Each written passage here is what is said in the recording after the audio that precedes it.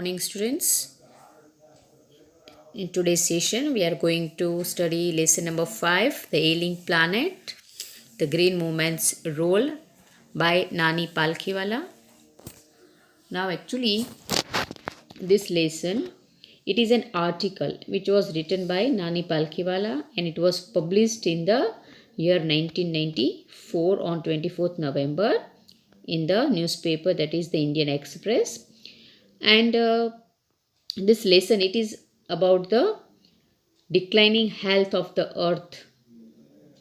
And the article in the article the issues which has raised the questions regarding the declining health of the earth were being published. Now we'll be starting with the explanation of the lesson. One cannot recall any moment in world history which has gripped the imagination of the entire human race so completely and so rapidly as the Green Movement, which started nearly 25 years ago. In 1972, the world's first nationwide Green Party was founded in New Zealand. Since then, the movement has not looked back. That means the Green Movement, it was started by the world's first nationwide Green Party in the year 1972 in New Zealand. And it has caught the imagination of the human beings that rapidly in the world's history. And there was a growing worldwide consciousness that our earth was a living organism and human beings were its parts. The earth needed to be respected and preserved for its own metabolic needs and vital processes. We have shifted, one hopes, irrevocably from the mechanistic view to a holistic and ecological view of the world. Now, we have shifted, one hopes, irrevocably, that means permanently, from the mechanistic view. Mechanistic means unthinking view to a holistic and ecological. Ecological means which is related to the living organisms and the environment and the which is connected to the plants, that is called ecological of the world. It is a shift in human perceptions as a revolutionary introduced by Copernicus, who taught mankind in the 16th century that the earth and the other planets revolve around the sun. For the first time in human history, there is a growing worldwide consciousness that the earth itself is a living organism, an enormous being of which we are parts. It has its own metabolic needs and vital processes which need to be respected and preserved. That means through this Green Party, the Green Movement, it was which was started by the Green Party. It arise or it just made the people know. The people became conscious that our earth was a living organism and human beings were the part of it. And that is why the earth, it needed to be respected and preserved for its metabolic needs and the important processes. Vital means important. Today the earth is an ailing planet. Ailing means sick. It has become sick. The health has been deteriorated and we need to be trustees to revive it. Means we should be, we are the people on whom the earth trusts, and we are the owners, we can say, who can revive or bring back the earth to its original health. Okay. The earth's vital signs reveal a patient and declining health. We have begun to realize our ethical obligations to be good stewards of the planet and responsible trustees of the legacy to future generation. The concept of sustainable development was popularized in 1987 by the World Commission on Environment and Development. In its report, it defined the idea as development that meets the needs of the present without compromising the ability of future generations to meet their needs. That is, without stripping the natural world of resources future generations would need. Now, the World Commission of Environment and Development, they popularized the concept of sustainable development in the year 1987. Now, it is a type of development that meets the needs of the present without compromising the ability of future generations to meet their needs.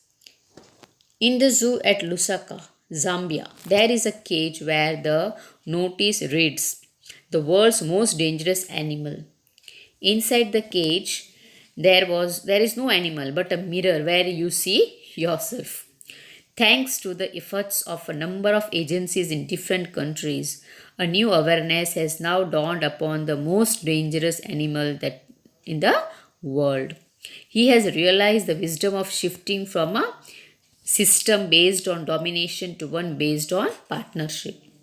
Now there is a cage in the zoo at Lusaka, Zambia, where there is a notice has been kept, and it's written there, the world's most dangerous animal. And if you look in that cage, there is no animal. There is no animal in the cage. But there is a mirror where we can see ourselves. That means we are that animal, that dangerous animal that has brought the earth to this situation, this condition.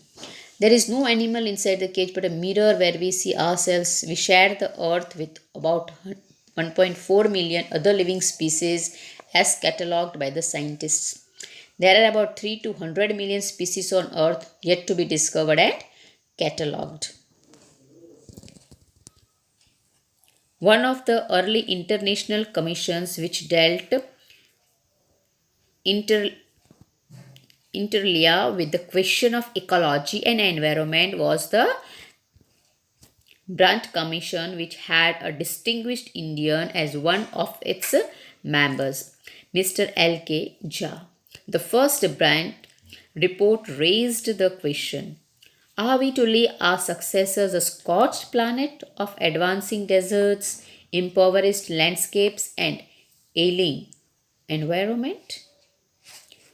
Now, the Brandt Commission, which had a distinguished Indian, that is Mr. L.K. Jha, as its member, he raised a question in its first report. If we are going to leave our successors a scorched planet of advancing deserts, impoverished landscapes, and ailing environment. Means a question was asked that are we going to leave our successors, means for the future generation, are we going to leave a scorched planet? Scorched means a very hot planet wherein there will be only deserts, landscapes which were impoverished, and the environment which would be not at all good for their health.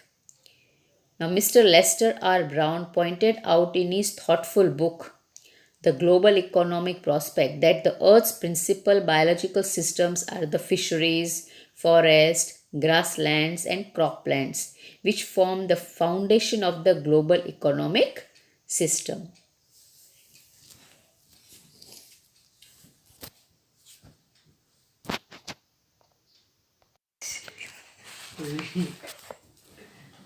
Economic system. In addition to supplying our food, these four systems provide virtually all the raw materials for industry except minerals and petroleum derived synthetics. In large areas of the world, human claims on these systems are reaching an unsustainable level. A point where their productivity is being impaired. When this happens, fisheries collapse, forests disappear, grasslands are converted into barren wastelands, and croplands deteriorate. In a protein conscious and protein hungry world, fishing is a common everyday. In a poor countries, local forests are being decimated in order to procure firewood for cooking. Decimated means which is destructed or which is destroyed in a considerable amount, that is called decimated. In some places, firewood has become so expensive that what goes under the pot now costs more than what goes inside it. That means what goes under the pot. Under the pot means what we require under the pot, we need the fuel. Okay. So now the cost of fuel is more compared to what is being cooked. Since the tropical forest is, in the words of Dr. Myers, the powerhouse of evolution, several species of life face extinction as a result of its destruction. Now, human claims on these systems are reaching an unsustainable level around the world. In today's protein conscious and protein hungry world, overfishing has become common. In poor countries, the need for firewood for cooking has led to the reduction of forest. In the poor countries, there is a lot of need of firewood, and because of that, they need the wood, and they are supposed to. And because of the need of the wood as a fuel, there is a lot of reduction in the forest. Dr. Myers points out that tropical forests are the powerhouse of evolution. Means because of the tropical forest, the trees which have grown in the tropical forest, the people are able to use the fuel of that wood, and that is why it is called the powerhouse of evolution. Their destruction has forced several species to go extinct, and because the forests they are being destructed, or they are being ruined because of the deforestation, we can say that several species, means different kinds of animals, we can say they have go, means extinct, means their survival ratio has gone down, it has reduced. The world's tropical forests are now ending at the rate of 40 to 50 million acres in a year. It has been well said that forests precede mankind, deserts follow. Means the forest they help the mankind to go further, and deserts they help the mankind to move backwards. The world's ancient patronymy of tropical forest is now eroding at the rate of 40 to 50 million acres a year, and the growing use of dung for burning deprives the soil of an important natural fertilizer. The World Bank estimates that a five-fold increase in the rate of forest planting is needed to cope up with the expected fuel wood demand in the year 2000. James Peth, the president of the World Resources Institute, said the other day, "We were saying that we are losing the forest at an acre a second, but it is much closer to an acre and a half to a second." That means James Pett, the president of the World Resources Institute, tells us that the rate of losing of forest cover is about an acre and a half to a second.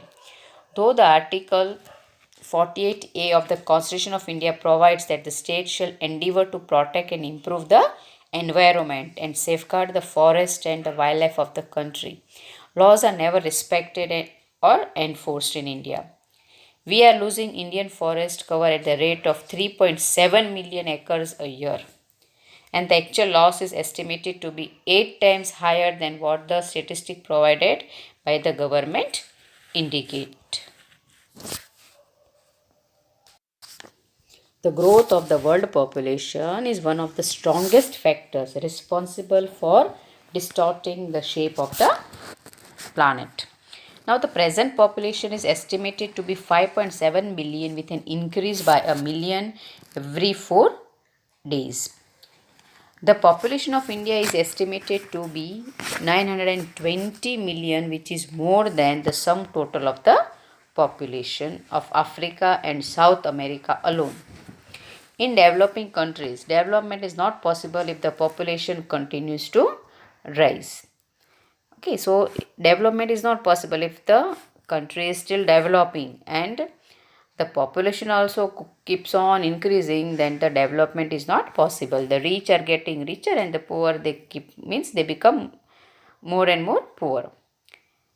Why they become poor? Because the poor they expand their families, which according to them would add hands to their work.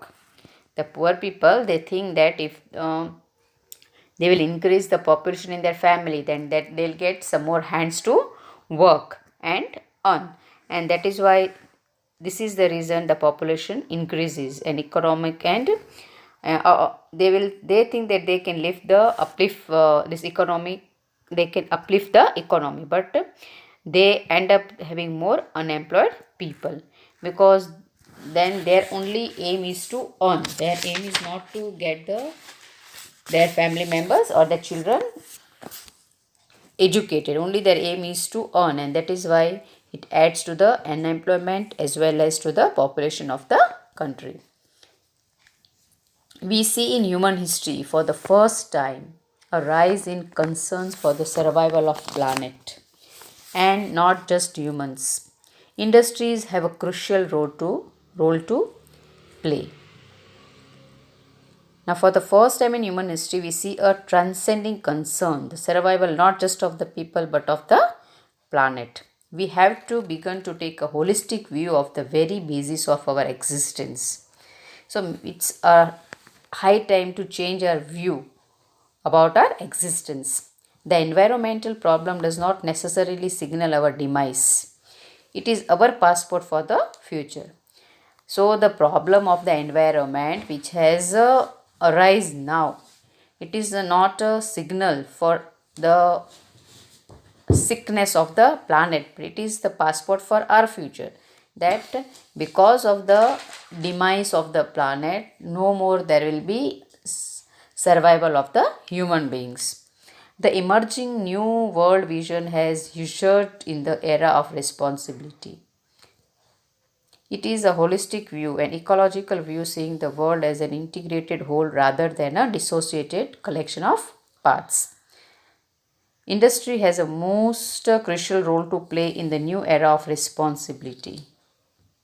What a transformation would be effected if more businessmen shared the view of the chairman of DuPont, Mr. Edgar S. Woolard, who 5 years ago declared himself to be the company's chief environmental officer. He said, "A continued existence as a leading manufacturer requires that we excel in environmental performance."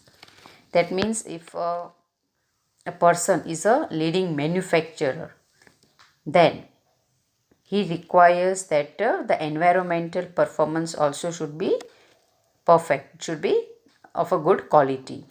Of all the statements made by Margaret Thatcher during the years of her prime ministership, none has passed so decisively into the current coin of English usage as her felicitous words.